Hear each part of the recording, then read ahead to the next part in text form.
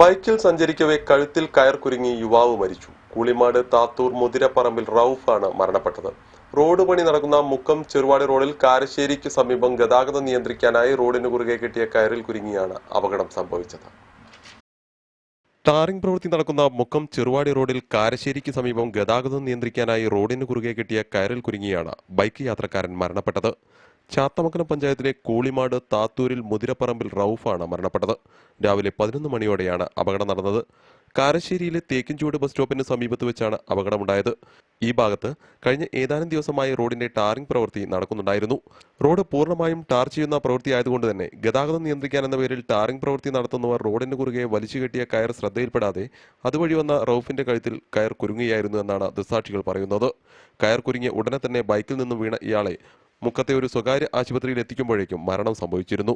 താത്തൂരിലെ മുതിരപ്പറമ്പിൽ Razak master Laila ദമ്പതികളുടെ 6 മക്കളിൽ 5ാമത്തെയാളാണ് മരണപ്പെട്ട റൌഫ്. 25 വയസ്സായിരുന്നു. പേരാമ്പ്രയിലെ യൂണിവേഴ്സിറ്റി സെന്ററിൽ B.Ed വിദ്യാർത്ഥിയാണ് റൌഫ്.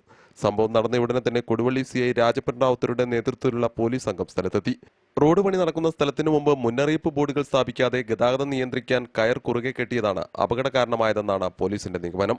പോലീസിന്റെ നിർദ്ദേശപ്രകാരം റോഡ് പ്രവൃത്തി താൽക്കാലികമായി നിർത്തിവെച്ചു. മരണപ്പെട്ട റൌഫിന്റെ മൃതദേഹം കോഴിക്കോട് മെഡിക്കൽ കോളേജിൽ പോസ്റ്റ്മോർട്ടത്തിന് ശേഷം താത്തൂർ ജുമാ മസ്ജിദ് ഖബർസ്ഥാനിൽ ഖബറടക്കി. CTV പ്രാദേശിക വാർത്ത മുക്കം.